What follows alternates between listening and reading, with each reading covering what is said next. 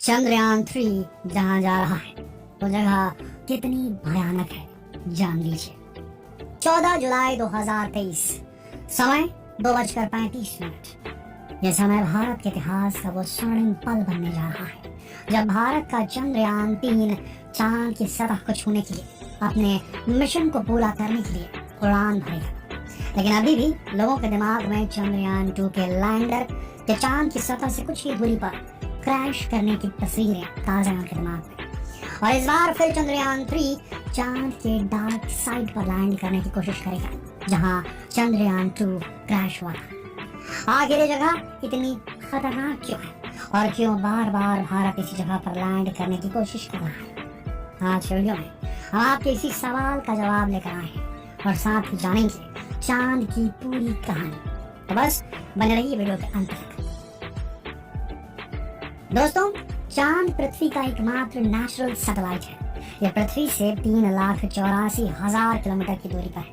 मनुष्य हमेशा से ही चांद के रहस्य जानने के लिए उत्सुक रहता है और इसीलिए जैसे जैसे टेक्नोलॉजी ने तरक्की की, चांद पर जाने की कोशिशें भी तेज हो गई और आखिरकार 20 जुलाई 1969 को नील आर्मस्ट्रॉन्ग ने चांद की सतह पर अपना पहला कदम रखा।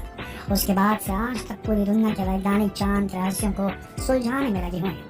सबसे पहला सवाल तो यही था कि चांद की उत्पत्ति कैसे हुई। चांद की उत्पत्ति आज से 4.5 अरब साल पुरानी मानी जाती है।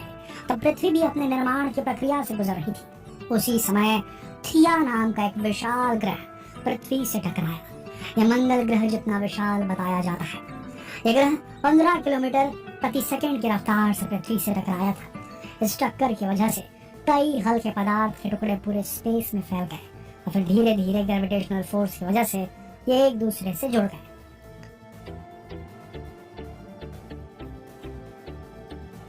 आगे चलकर यही पिंड हमारा चांद बन गया। चांद स्पेस का 5वां सबसे विशाल नेचुरल सैटेलाइट है।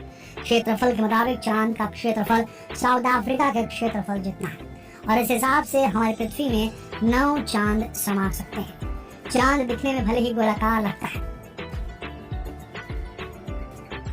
लेकिन ये गोल नहीं बल्कि अंडाकार होता है। चंद्रमा की गुरुत्वाकर्षण शक्ति कम होने के कारण इसका कोई वायुमंडल नहीं है। इस वजह से यहाँ मौसम भी नहीं होता। चांद के दिन का तापमान 180 डिग्री सेल्सियस और रात का तापमान -153 डिग्री सेल्सियस होता है। चांद की अपनी कोई रोशनी भी नहीं होती और चांद की जो चमकीली इमेज हमें दिखती है वो चांद पर पड़ने वाली सूरज की रोशनी का रिफ्लेक्शन होता है। इसके अलावा चांद पर गुरुत्वाकर्षण न होने के कारण चांद पर जाने के बाद व्यक्ति का वजन जो धरती पर था वो चांद पर जाने के बाद उतना नहीं रहता। चांद पर जाकर वजन कम हो जाता है। जब सूरज और धरती के बीच में चांद आ जाता है उसे चंद्र ग्रहण कहा जाता है और इस समय धरती के कुछ हिस्से में बिल्कुल अंधेरा हो जाता है। दोस्तों, चांद अपने आप में न जाने कितने रहस्य समेटे हुए हैं और एक और सबसे बड़ा रहस्य जिस पर सभी तक पर्दा नहीं उठा है वो है चांद का डार्क साइड। ये चांद का वो हिस्सा है जो कि धरती से दिखाई नहीं देता। इसे फार साइड भी कहते हैं। अब आप सोच रहे होंगे कि फार साइड यानी दूर का हिस्सा, तो समझ में आता है, लेकिन ये डार्क साइड क्या है, इसका अर्थ क्या है? जो हमेशा छिपा रहता है, दिखता नहीं है। यहाँ डार्क साइड का अर्थ अंधेरे में रहने वाला हिस्सा नहीं है। हकीकत तो यह है कि इस हिस्से में भी कुछ समय तक सूर्य की रोशनी पहुँचती है और उसी तरह से पहुँचती है जैसे आगे के हिस्से में पहुँचती है, लेकिन ये दिखता क्यों नहीं?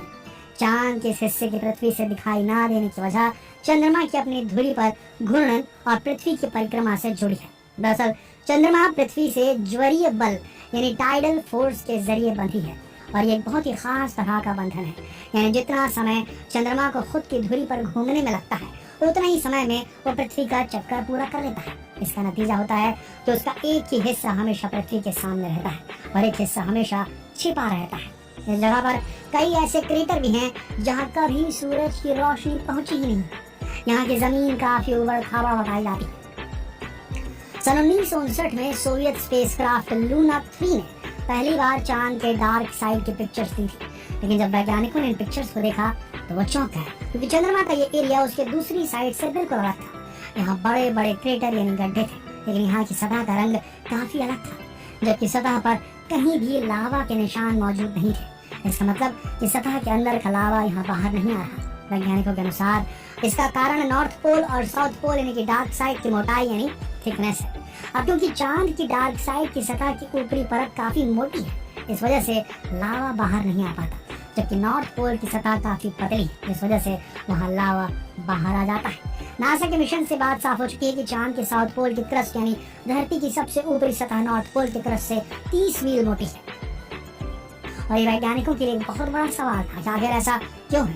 तो काफी एडवांस सुपर कंप्यूटर ने कैसे रहस्य को उजागर किया, इसे सुनने के बाद आप भी हैरान रह जाएंगे। इन थ्योरीज में बताया गया कि जब थिया पृथ्वी की सतह से टकराया था तो उसकी टक्कर से एक नहीं बल्कि 2 चांदों का निर्माण हुआ था। यानी कि आज से 4.5 बिलियन साल पहले रात के आसमान में 2 चंद्रमा हुआ करते थे। समय के साथ ये दोनों चांद एक दूसरे के पास आते गए और एक दिन दोनों एक दूसरे में समा गए, और जो छोटा वाला चांद था वो चंद्रमा के फार साइड यानी डार्क साइड से मिल गया। इस वजह से यहाँ की सतह की चौड़ाई ज्यादा हो गई।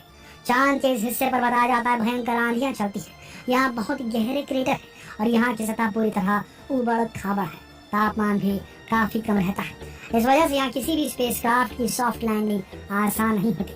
लेकिन ये वही जगह है जहाँ चंद्रयान 1 मिशन में पानी की खोज की गई थी। असल में यहाँ तापमान काफी कम होता है, इसलिए यहाँ बर्फ मिलने की संभावना भी ज्यादा है। वहीं यहाँ तक सूर्य से आने वाला रेडिएशन भी नहीं है, इसीलिए यहाँ जीवन के निशान मिलने की भी उम्मीद है।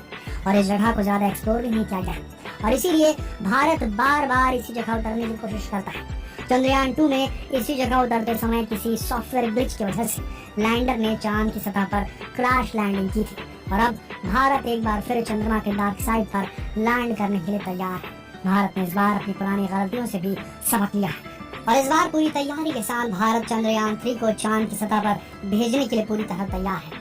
इस बार चंद्रयान 3 में एडवांस लेजर और कैमरास का इस्तेमाल किया गया ताकि चांद की उबड़ खाबड़ सतह में समतल जगह ढूंढकर सॉफ्ट लैंडिंग कर सकेगा। चंद्रयान 2 में लैंडर, रोवर और ऑर्बिटर था, जबकि चंद्रयान 3 में ऑर्बिटर के बजाय स्वदेशी प्रोपल्शन मॉड्यूल लगाया गया। जरूरत पड़ने पर चंद्रयान 2 के ऑर्बिटर की मदद दी जाएगी। प्रोपल्शन मॉड्यूल चंद्रयान 3 के लैंडर रोवर को चंद्रमा की सतह पर छोड़कर चांद की कक्षा में 100 किलोमीटर ऊपर चक्कर लगाता रहेगा। ये कम्युनिकेशन का काम करेगा, क्योंकि चांद के रोवर से डेटा कलेक्ट करके इसरो तक धरती पर पहुंचाएगा। इसरो ने चंद्रयान 3 मिशन की लॉन्चिंग के लिए पूरी तैयारी कर ली है। इसका 24 घंटे का लॉन्च रिहर्सल पूरा कर लिया गया है। 13 जुलाई से इस मिशन का काउंटडाउन शुरू हो चुका है। मिशन को आंध्र प्रदेश के श्रीहरिकोटा से शुक्रवार 14 जुलाई को प्रक्षेपण यान मार्क 3 LVM-3 से दोपहर 2:35 पर लॉन्च करने की योजना है। दोस्तों, हमें पूरी उम्मीद है कि इस बार हम चांद पर सफलतापूर्वक पहुंचकर पूरी दुनिया को साबित कर देंगे कि हम किसी से कम नहीं। ये जानकारी आपको कैसी लगी कमेंट सेक्शन में जरूर